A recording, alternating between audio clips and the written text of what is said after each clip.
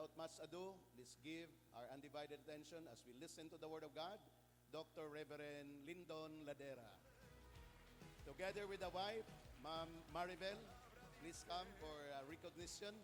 No? Come on, clap your hands to Jesus. Thank you, Lord. Dear, please come. Kayo magpa-picture usata. Before natin ihatag ang time sa ilaha. No? Especially kay Dr. Lyndon. Praise God. Thank you, Lord. Amen. God bless you, sir.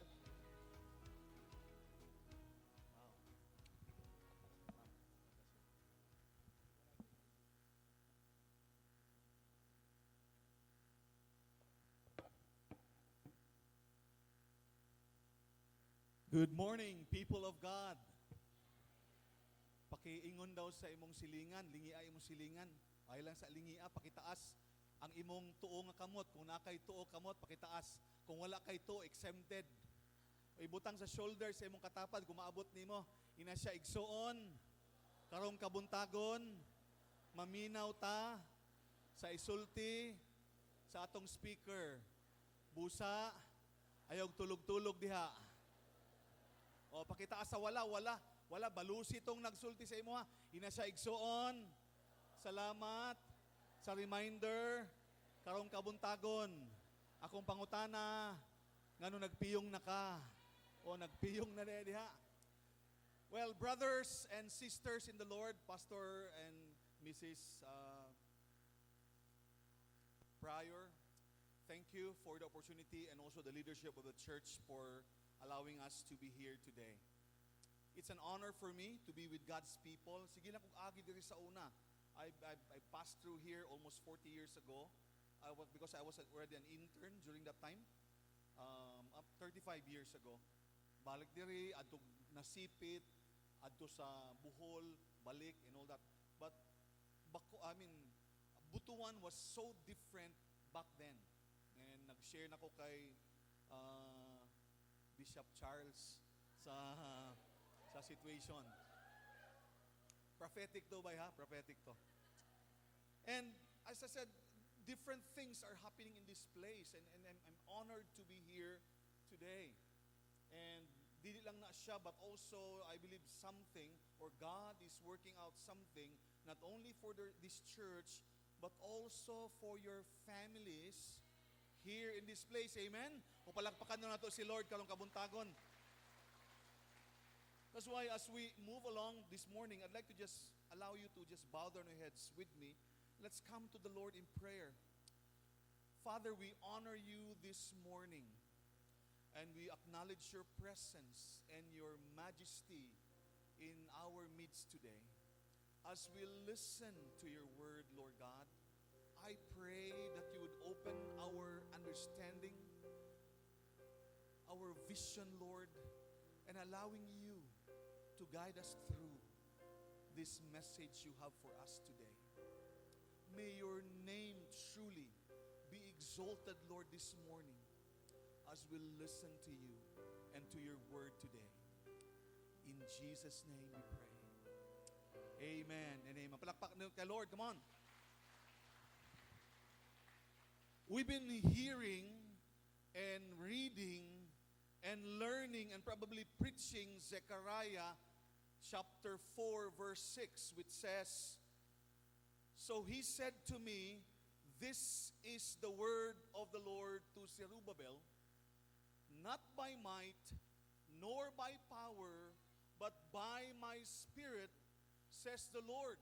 Usahay makaingunta nga kabalo na kun ini nga may tungod kini sa Espiritu sa Ginoo nga maoy mugiya unsa man ang naadi sa atong atubangan.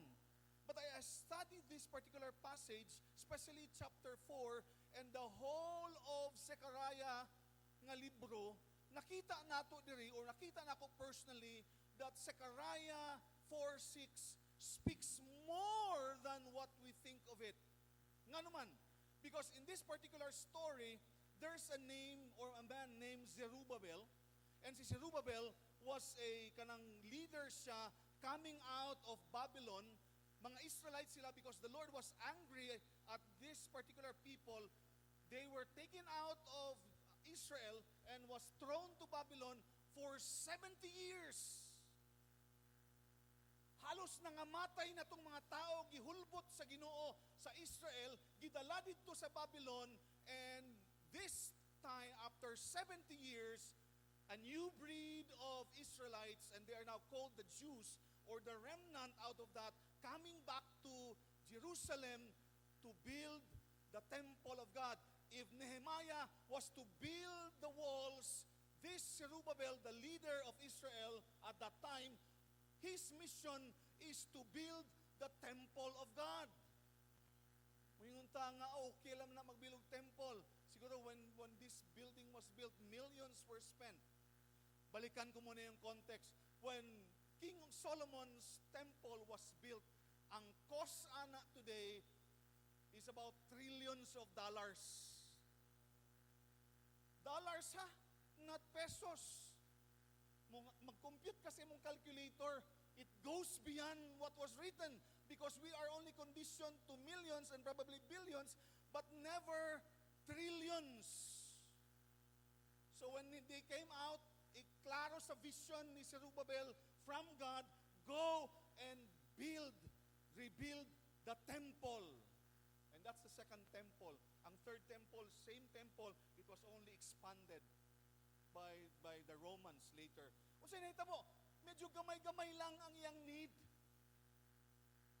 When you go and research that, you will be able to discover na medyo gamay lang iyang needs, billions of dollars lang. Can you imagine, billions of dollars, you are coming out as part of the slaves of Babylon, though enriched in some sense. Pag abot nila dito, they have limited resources. So they tried and started building the temple, rebuilding the temple for 14 to 16 years, and they stopped. Kanabitang magpadagan ka kusog na kayo niya nanay hump. Paghunong nila na hump, nihinay ka, hump yun. Pero sa kanila, they did not stop because there's a hump. There was a wall of opposition and at the same time, kawalan ng resources. So usahay, di ba, sa buluhaton sa Ginoo, and even sa itong pamilya, just like yung kaninang si Raquel na testimony, excited tayo usahay sa buhay, yet along the way, there's a wall, kung hindi man tinatawag nato o hump, that stop us from furthering our experience with God. And probably because they were trying to absorb the problem on their own strength. And they were afraid because the Samaritans are coming into the picture and opposing them in what they're doing. Pag muhimo ta sa buluton sa Ginoo, naagyud nay oposisyon. Amen? Pero dili na dapat ingno nato itong kagulingon mo, undang nako kay nay oposisyon. And that's what they did. They stopped. So the word of the Lord came to Zechariah from God and saying, go to my man and tell him this word. Kaya eto na yung situation, sabi niya, he said in a dream, in a vision, pinuntahan ng Panginoon o ng angel ng Lord si Zechariah, sabi niya, dalhin mo ito kay Zerubbabel. So he said to me, this is the word of the Lord to Zerubbabel, not by might, nor by power, but by my Spirit. Amen! Sa atong kinabuhi usay, ma-shaken ta. Daghang problema, daghang mga sitwasyon. Unsa ba, naanang materyales, naanang mga tao, dili man ta ka maka-move on. That's why mo sila, ato na lang ning move on. Manghawa na lang ta. What was the problem there? The problem there is the absence of God's presence. what we are doing. Amen? That's why mo tingala ka, ga problema ka, unsaon man ako ni pastor, unsaon man ako ni paghimo ni, balik ta nining bersikulo nga dili siya pakusganay, dili siya pa-powerfulay, kundi pasaligay ta sa atong Ginoo. Amen? Amen. So as we move along here, I'd like to bring about this particular context. How does it apply to us today? O siguro before nato ni i-apply itong kinabuhi this morning, I'd like to just ask ourselves to reflect on what can we learn from this word of the Lord for us today as they reflect on that during the time of Zerubbabel. 3 implications na gusto na kong itudlo, click siya. Tiining maong versicle, simple lang siya, pero naay tulo ka butang nakita na ako diri nga gusto na kong impart sa inyo this morning as we look at this particular verse. Not by might, nor by power, but by my Spirit, says the Lord Almighty. Let's go to the first point of these 3 implications. When we say not by might, nor by power, but by my Spirit, says the Lord Almighty, the first implication we can learn here in this message is that this particular reminder from God is that we are reminded of His manifest presence. God's manifest presence in the lives of Israel and also for us today as believers. Nga naman, unsa may na makita nato dito? Sa sitwasyon nila dito, makita nato nga naa sila'y problema. Nga ay opposition. Nga ang experience of 16 years was halted because of those things. Saan na lang mani? Asa na lang tapadulong ani? Yeah, there was the man of God commissioned by God to tell him this of His manifest presence. Unsa man ang manifest presence? What can we expect when we say manifest presence? Di man gud nato makita ang Ginoo, di ba? Di man nato makita ang Ginoo. Asa man nato makita ang glory sa Ginoo? Sa iyang katawhan o sa iyang ginahimo. Amen? That's why moingon ta, kung naay manifest presence sa usa ka Kristohanon, tulo ka akong nakita. Una, there will be majesty. Majestic presence ng Lord ang tawhana. Makita nimo nga lain kung sa una ingunani siya, karon ingunani na siya, makaingon ta kining tawhana gibag-o sa Ginoo. Dili ka maka-claim nga I am filled with the Spirit of God, I am empowered by the Spirit of God kung wala na bago imong kinabuhi. So makaingon ta kining tawhana naglalakaw siya, makaingon ta kining tawhana LRG. Lahi ragyod. Di ba? Ikaduha, there's ministry. The person was not only revealing the majesty of God, there's also transformation. And every people coming around that person will also experience that kay ma-impart man sa ilaha. And lastly, I would say, in the manifest presence of God, not only there will be majesty, the glory of the Lord being revealed, not only ministry, makita nimo nga na transformation, na ay mga gipang-ayo nga kinabuhi, na gipang-ayos nga mga relationship, but also we see miracles. Beyond. Looking at this building, this is a manifest presence of God. Palakpakan na to si Lord, come on. Nayuban 20 ka tuig na nagbuilding og simbahan, hasta karon pasad ra gihapon. Kabalo mo pasad. Diya lang sa tubangan, 20 ka tuig na. But for the glory of the Lord, we see God working and using people in this church. O pakitaas mo daw ang wala nga kamot, wala. Wala. Ibutang daw sa shoulder sa imong katapad, ina siya igsuon. Imo da bang nasinatian ang presence, manifest presence sa Ginoo? Kung wala pa, sulayi. O pakitaas ang wala. Anto, to. Ina siya igsuon. Salamat sa reminder. Karong buntagon, at least nakabalus na ka. Not by might, nor by power, but by my Spirit, says the Lord Almighty, is a reminder of God's manifest presence in the people of Israel and also to us all today. Kaya usahay shaky, na kagubot, na problema, pero usahay makabot mangutana ta asa man ta padulong ni ining panahona. Go and invite and acknowledge the presence of God in your life. Nay mga ginatawag nato nga mga babayi ug mga kalalakihan, nay mga babayi kung madunggan sa una, moingon sila, Lord, bag-uon na ni akong husband.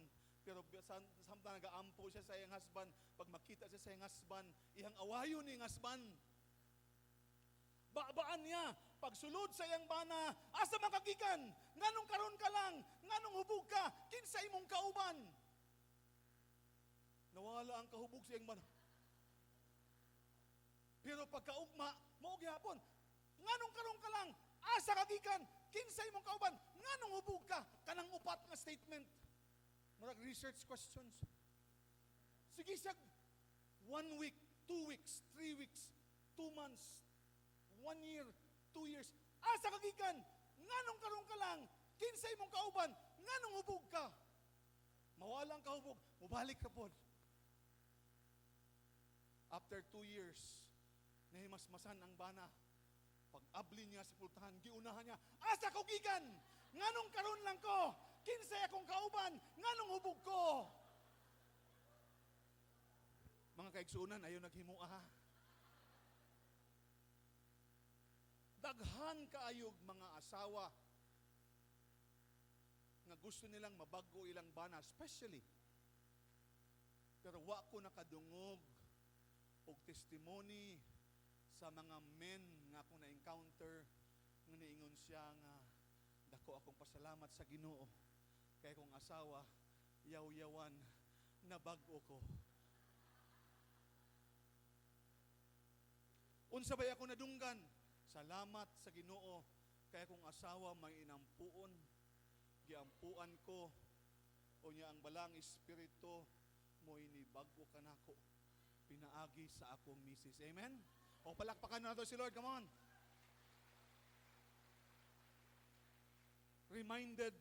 I was reminded also of this particular song. Paki-click mo. Next. Kini nga song was common. Siguro among time pa ni Bishop Charlie. Sa among mga panahon pa ni siya, ambot lang sa inyo, ginakanta pa di mo ni. But here's a beautiful song that says, where the Spirit of the Lord is, there is peace. Where the Spirit of the Lord is, there is love. There is comfort in life's darkest hour. There is light and life. There is help and power in the Spirit. In the Spirit of the Lord. Amen! Usahay, nakabalo na ta, pero wa na ito gisinati, kay dili man ta willing mo sinati. My challenge as a youth during that time, I started drinking at age 11. If you don't believe that, believe it. It's from me. That's 11 to 15 years old. Daily, I am drunk. Can you imagine? Mga tukog school, abot na ako high school, hangover. Kabalo ka ng marang hangover, no? You walk, but mura bag. Mura na? Mura kayong unahan na? And it was a challenge on my part because kapoy nga kinabuhi. Dili nakagusto pero ang imong tutunlan gapangita man atong gabula. That's why kung nakay igsoon nga hubog kanunay, ayaw singgiti. Ampui. Kay kami sa among panahon ato ga-desire na makamubag-o, pero pag ingunan ako sa New Year's resolution nga di na gyud ko muusab. Oh. January 1, New Year's resolution, 1, 2, 3, 4, 5, 6, 7, 8. Niagi pag ginihon nila nga 3 kings. Dito. 10, 11, 12, 13, 14, 15. Pagka 16, dili na siya resolution. revolution. And I said, Lord, I'm tired of this life.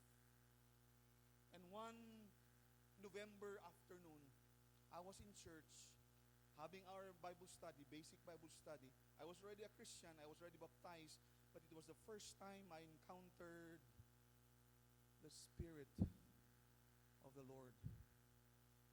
Wala kabalo ang akong Bible study leader nga na ako'y hangover, kay kalag-kalag man to. So lami kayong tagay-tagay ditong dapita.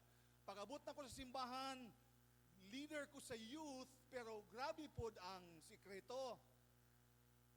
Yet the desire to change was there. Pag-abot na mo sa Ephesians 5:18, do not get drunk with wine that leads to wild living, but be filled with the Spirit of God. Pitik sa brad, when we prayed, when I opened my life to the working of the Holy Spirit during that afternoon, unsay nahitabo, hinay-hinay kong gihubuan sa Ginoo, nga to the point nga I felt so hot dito sa ulo, muna ko gibugbuan og tubig nga piting inita, gikan sa akong ulo ngadto sa akong lapalapa. And I said, what happened? I went back to our house, naagian ako ang akong mga kainuman a night before. Sige, gihapog pabula-bula dito sa ilang baso. Gihatag ang baso ako, Brad, isa lang. And something that I've heard back of my mind that says, unsa may lasa, ana. And I said, Lord, thank you. Thank you for healing me.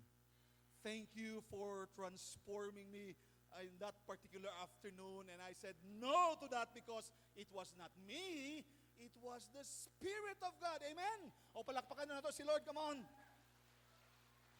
That's why when we say where the Spirit of the Lord is, there is peace. Where the Spirit of the Lord is, there is love.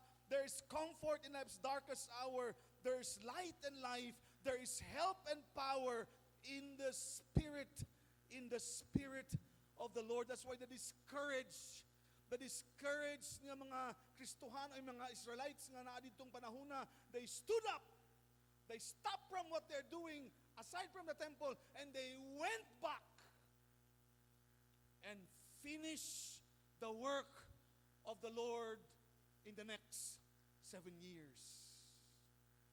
Walay support.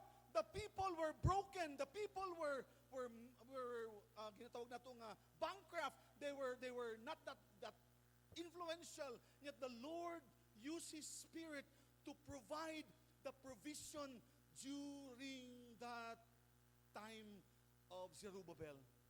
May mga times itong kinabuhi, mutanaw tas itong mga resources, murag wa man gyud tay kapaingnan. Di ba? When you look at this particular thing, murag wa man gyud tay kakayahan ani. Pero it will be the Lord that empowers and guides and use you as a church and individuals as family, not only to influence, not only to reach, not only to harvest di lamang sa Butuan City, but also all throughout the island, all throughout the nation, and all throughout the world. Amen? Amen. So, let's depend on the Spirit. Let's be reminded of that, nga naagyod ang Espiritu sa Ginoo. Lingia daw sa imong silingan. Guniti lang ang kamot, ina siya. Guniti ang kamot sa imong silingan, ina siya. I hope na dunggan nimo to.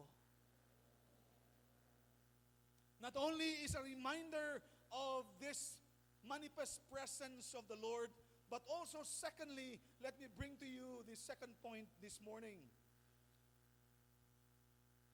Kapi siguro? Let's go to the second point here. That this particular word, not by might nor by power, but by my Spirit, is an encouragement of God's miraculous provision. Tiyaw mo na, gamay lang inyong kwarta, billions of dollars worth nga project. 16 years you build, you stop. And here's the word of the Lord for the next 7 years, not by might, nor by power, but by my Spirit.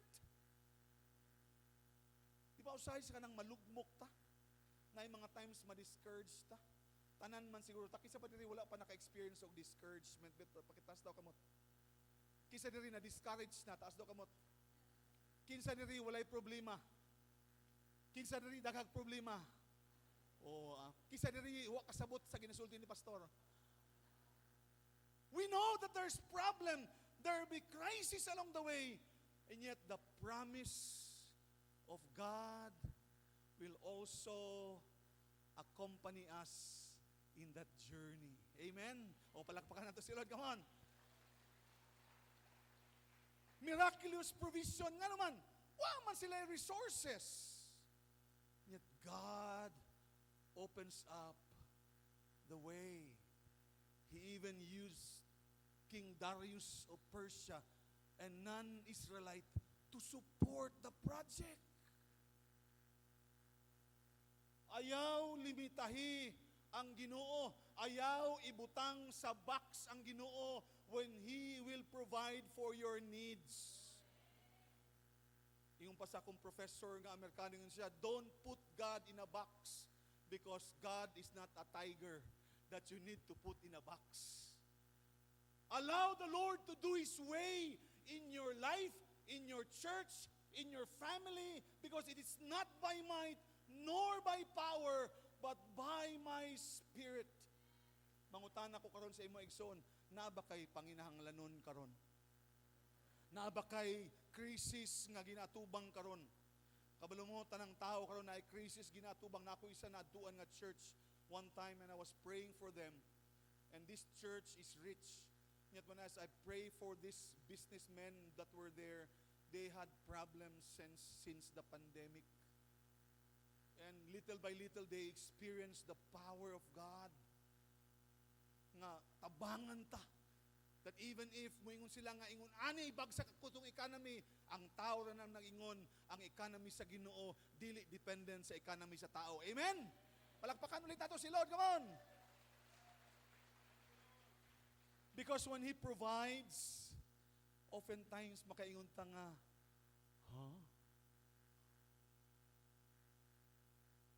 When I remember a story of this man. Pakiclick sa ingon diri, this man is George Mueller. And let me go, this is international, let me go local in a little while. Sabi ni George Mueller, our God and Father is the same faithful God that He ever was, as willing as ever to prove Himself the living God in our days as formerly, in other words, even before, to all who put their trust in Him. This man is a German. He was called by God to go to London. If we use the English pronunciation, London.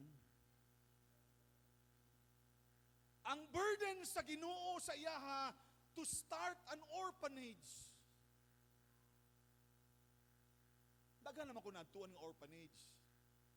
When I visit those orphanage, mga 20, 30 max.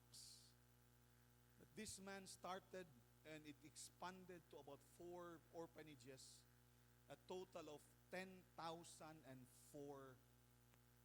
orphans. Di man ka pwede mag-orphanage niya, di ka mo gamit og kwarta. Di ba? Yet this man never used solicitation, just like your bishop here. What he did was just pray. Pray.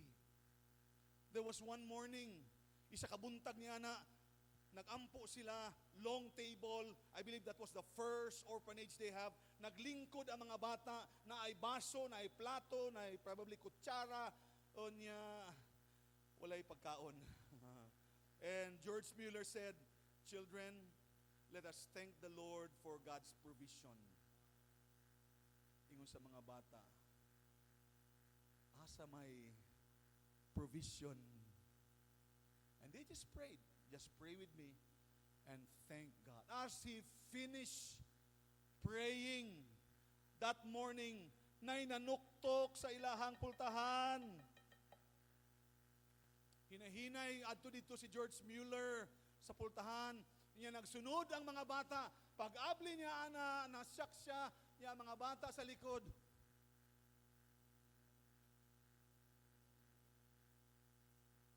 The baker of the town, Tag-Iyaog Bakery, amot lang kung Rose Bake Shop ba to?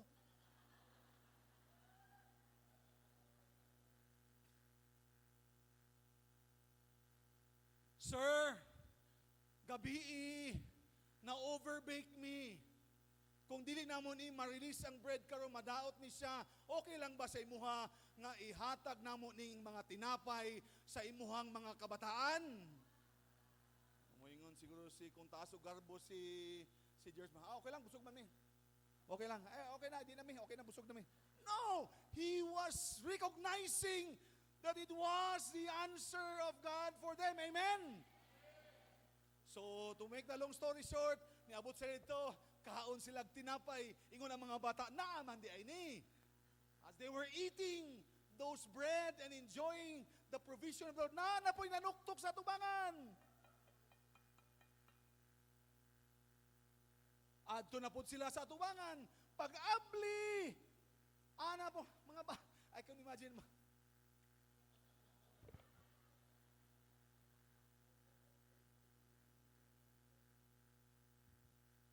the milkman of the town.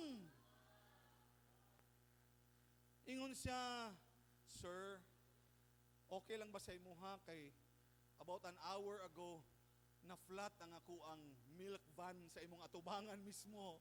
Gihatod sa atubangan sa iyahang orphanage. Ingon siya, okay lang ba sa imuha nga ako ning ihatag kay musilak ng adlaw madaot na ning mga gatas? Okay lang, busog man eh. No! It was an answer to God's prayer. Amen! Pero, that was his story. That was the story of this man. Your story might be similar, but different. Kaya basig usahay, wala mo'y bugas niya. Muagi ang truck sa bugas, Lord, alams na.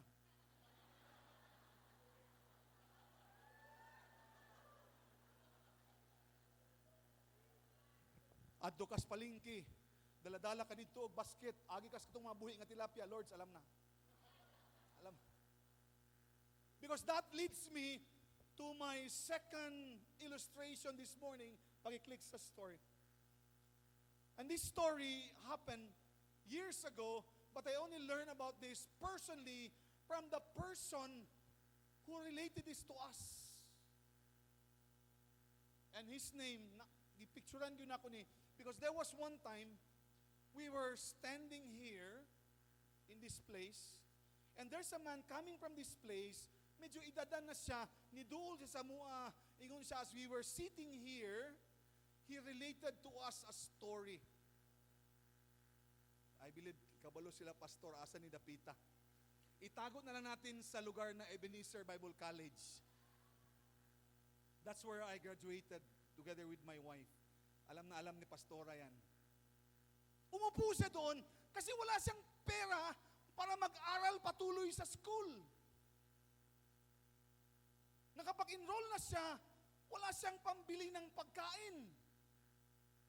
Paminsan kasi pag pumasok ka sa mga seminary, ewan ko kung na-experience ito ni Bishop Charles, sasabihin mo doon, Sir, I come here by faith. Tapos sabihan ng business manager, your faith is good, but we need cash.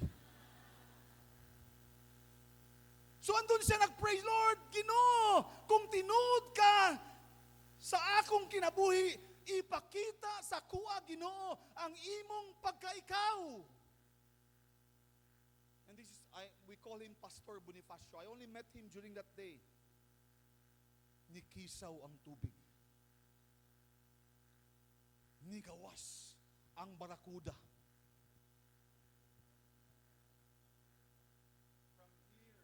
From here to here, ingon siya, ulams na. As I've said, basig mo at tumus palingki unya, ingon si Pastor Bonifacio, ingon nito siya, Lord, alams na. Hindi ganon, that's his story. Your story might be different. Same picture, second story. Sa Bible, mabasa na to na ay Jonah, di ba? Jonah. Kisa ba'y familiar sa story ni Jonah?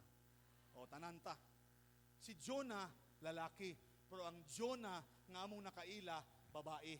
Naglingkod siya diha, prayer and fasting. Wa, sinano nag-prayer and fasting man, kay wa naman sila'y kaunon. And she prayed, Lord, provide for our needs. You know what happened? Same area, nauna lang to si Pastor Bonifacio, about 30 years, ni later on, nikisaw ni siya. Nigawas ang baby whale. Gibutang nila, gikuha nila, gibutang nila diri. Ang size sa baby whale is from here to here. Mamatay naman to siya, so unsay gihimo, provision to sa whole campus because they have not eaten for many days already. Isn't God great? Palakpakan na natin si Lord. Ang difference lang sa Jonah sa Bible, ang Jonah sa Bible, lalaki, ang akong nakailang nga Jonah, babae. Ay kaduha, sa Bible, siya ang gikaon sa whale, diri, sila ni kaon sa whale. But the provision of God sometimes is beyond imagination. If you are part of the people who started this ministry, I believe 13 years ago, this was inexistent. But you know, when the Lord moves, sometimes and oftentimes it's mind-blowing. So don't limit what God can do, because when He truly allow this not by might nor by power but by my Spirit truth to come to you, to your family, to your church, to your leadership, it will still be an old time. Makain ka nga, wow, Lord. Amen? So palakpakan natin ulit si Lord. And let me go to the last part. Last part today. Not by might nor by power, but by my Spirit, says the Lord Almighty, is not only a reminder of God's manifest presence. Not only are we there realizing ang kanyang miraculous provision, but also this principle, this truth is also an assurance of God's mantle of protection.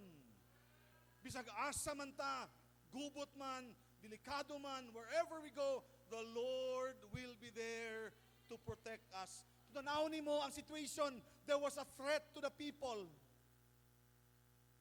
Samaritans are threatening them and are about to attack them, and they trusted the Lord. Lord, tabangi mi. They put their trust on the Lord rather than on their strength. And you know what? Katong na-halt dito, as I've said, 7 years later, nahuman ang project. Why? Because God was journeying with them in that particular experience. That's why mga igsoon, even in your life today, you might be needing that protection. Wala siguro giyera diri. Honestly speaking, I was in a place, that's why I was talking to Pastor Charlie. Kagabiin ko, if we can start a ministry there, mentoring of pastors there, we will be planting a spiritual bomb in the area. Kasi naami sa heart, sa Bangsamoro Autonomous Region in Muslim Mindanao. Yet we have influence there in that area. And we just need to move one step higher or more to allow the Lord to be there. Yet na yung mga situations 26 years ago that there was a war. Grabe yun ang gera. Pag mag-gera gani, sa tuwa diri, excited ta kaayo, kanang mag-gira lang. Pero mo-gira na gani na siya, Brad, it will really lead you to kneel down kasi dili gyud maayo ang gera. We were distributing relief during the time. Habang ga-distribute mi, gabam ang kanyon. Every 20 minutes, kanyon. Makita nimo kadugayan mo imong skin. Pagbuto sa kanyon, muuyog po di mong skin. Nya katong maigo ato dito, kung moabot ang kanang 105 o 15, pagbang na siya, 200 meters na sa circumference, mubutog yun ang dalunggan. Kasi katong mga rebelde dito, nya muuli man na sila ang lugar, nya mag-tricycle driver, pagbangutan, pilay bayad mo yung, ha? Nabungol na, dito na agikan.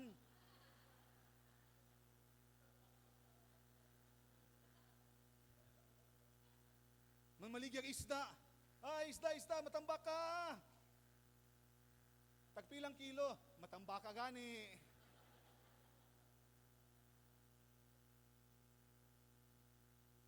An assurance of God's mantle of protection. During the time that we were distributing, I learned that there's a community somewhere in Libungan, in Alamada and Aliosan area. There were a group of Christians there na puboy kaayo sila. Mang-harvest lang sila gulay para ipalit nila bugas. Niabot ang mga rebelde. Kung makayungit-yungit ka, redilbe. With long arms. Pero kabalo ang Bisaya. These are Muslim rebels. Nang naamoy bugas ng dung. Nang harvest lang taon mig mga gulay dong, nananom lang taon mig mga utanon dong, para lang may makaipalit o bugas. Sigurado ka nang maamoy bugas nang, kaya kung di mo mahatag, either kulatahon mo or patsyon mo. Halugugan, halugug ang tibok balay. Wa manggibo, nagbitbit na sila mga bugas, di pang kolekta sa mga ubang balay. Wa ay bugas, nung wa gyud mi bugas dong ba, mangharvest pa ganin para mo palit bugas. Sigurado ka nang wa gyud mi bugas, lagi dong, tanawa tanan area sa balay. Wala mang gyud igsuon. Ni balik, tinuod kang way bugas nang, wala lagi dong pasayloa lang binong. Oh, nay bugas nang oh.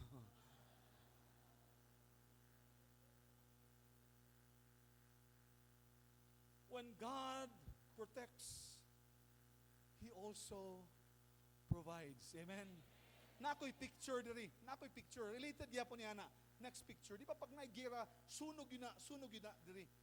And it happened in Malangas years ago. And I verified it to someone nga nang dunggan yun ako ng storya ni. There was one time nga, isang ka-community, upat lang exit. Nya, ingunan ilang mga balay, gisunog ilang mga balay. Just like what had happened to Ipil. So kining babae nga silingan sa mga alliance gaampo pud siya.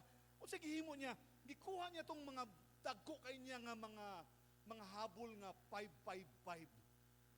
O kung na-remember niyo yun, kuha niya lahat, lagay na doon, tapos sinakop niya yun, nilagay niya ang daughter niya dito, kasi probably kidnapin yun, i-rape yun. So kung dito, 4 ang way, hanggang dito, naglalakad yung babae, pagtingin niya doon, rebelde.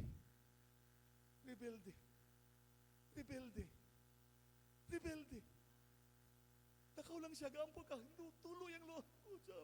Bit-bit yung mga anak ko, Lord. Abot dito sa tumoy, giatubang siya sa rebelde. Asa man ka? Asa naman mo yung aduan ni Dong? Nangasunog na ang mga balay. Diri nang. Diri kaagi nang. Gipalusot siya sa rebelde. Amen? O lingi aday mo silingan. Guniti ang kamot, ingna siya. Guniti ang kamot. Ingna siya. Naaba ka, ingna siya, igsuon. Naaba ka sa delikadong sitwasyon karon nga nahadlo ka, salig sa Ginoo.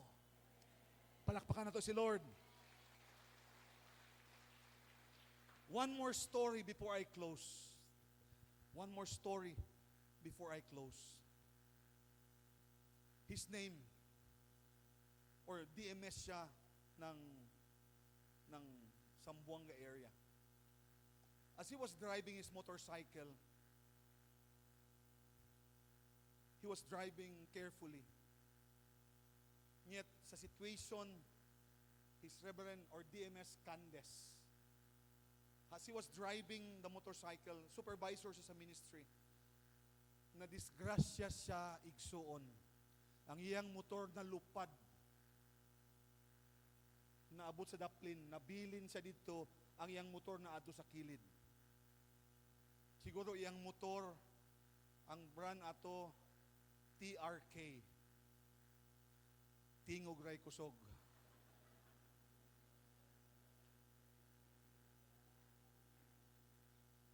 ang mga witnesses paglupad sa TRK, ingon sila, patay na. Pero pag abot dito, nakita nila, wa may pilas. Wala may samad si Reverend Candes. And many of the witnesses, nakita nilang naglupad dito, naapod sila yung nakita. Ingon sila sa kay pastor, ingon siya, asa naman to imong nag-angkas nga nakaputi. Ingon siya, wa man ko'y angkas. Pero nay nag-angkas sa likod sa iyaha while he flew away from his motorcycle. Buhi siya igsuon. Kay nay nag-angkas nga nakaputi. Siguraduha lang nga ang nag-angkas nakaputi. Kay basig lahi ang miangkas. O lingi daw imong silingan taas ang walang tuo nga kamot tuo. Ingna siya. Ibutang ang shoulders sa sa iyang katapad, ingna siya igsuon. Unta ang makita nga nag-angkas kanimo ang balaang espiritu o ang iyang anghel, dili lain ang miangkas. Praise the Lord. Palakpakan si Lord. Let me give you this final challenge. Final word. This may be my final word for you to this morning. That the Holy Spirit plays a very important role in our lives. That's yours and mine. In our ministries, especially when we talk about fruitfulness and productivity. Realizing that, brothers and sisters, leads you and me, brothers and sisters, to experience His manifest presence, miraculous provision, and His mantle of protection for your life, family, and church. For God's glory and honor. Palakpakan natin si Lord. Let's all stand as I pray.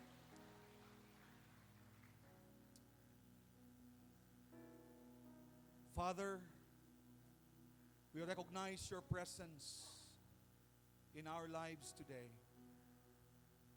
Thank you for allowing the Spirit to journey with us, not only during the time of the prophets, the New Testament, but even to us today. You continue to play a very important role in our lives. Yet forgive us that sometimes we neglect you, Lord.